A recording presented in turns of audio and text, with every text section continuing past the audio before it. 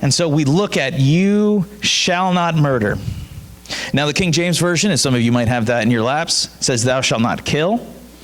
And so there's a question there right off the bat. Why does the King James say thou shalt not kill, and why does, in this case, the English Standard Version say thou shalt not murder?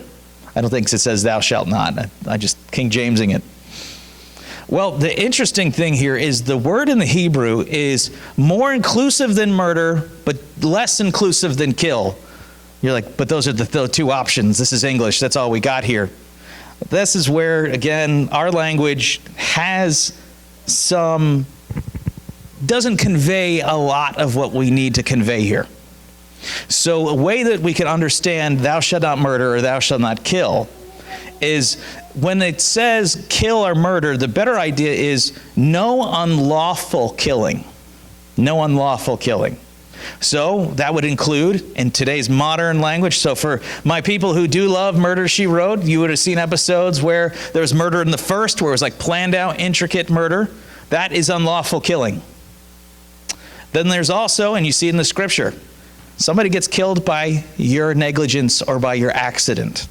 And so you'll hear stories of a truck that killed somebody, or an accident in a job site where somebody was responsible for the death of something else. And so when you read here, thou shalt not murder or thou shalt not kill, it's more inclusive than just murder, but not completely inclusive like killing. So when you hear the story of a police officer or a soldier doing their job in the line of duty and having to kill somebody, they are not in what God was thinking at this moment. What they're saying is, as the Bible uses, somebody was chopping some wood with an axe, and the axe head flew off and killed another man. That's manslaughter, that's manslaying. That would be included in this definition.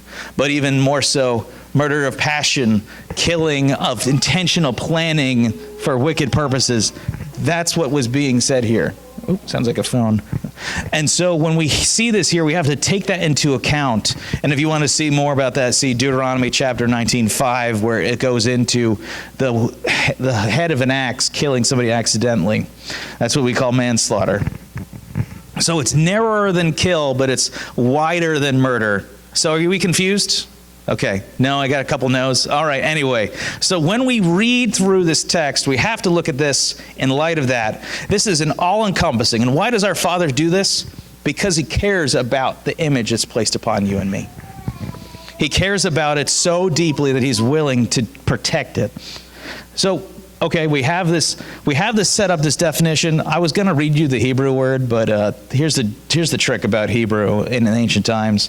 A pastor very confidently will say the word in modern English, but no one knows what ancient Hebrew sounded like. Anyway, now that I've opened the door, you all know the truth. We do know what Greek sounded like, but we really have only some inferences or guesses as to what ancient Hebrew really sounded like.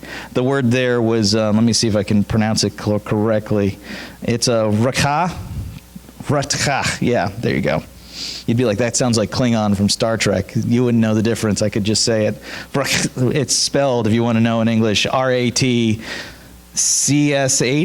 So R-A-T-S-A-K-H. There you go. So that means more than killing, less than murder.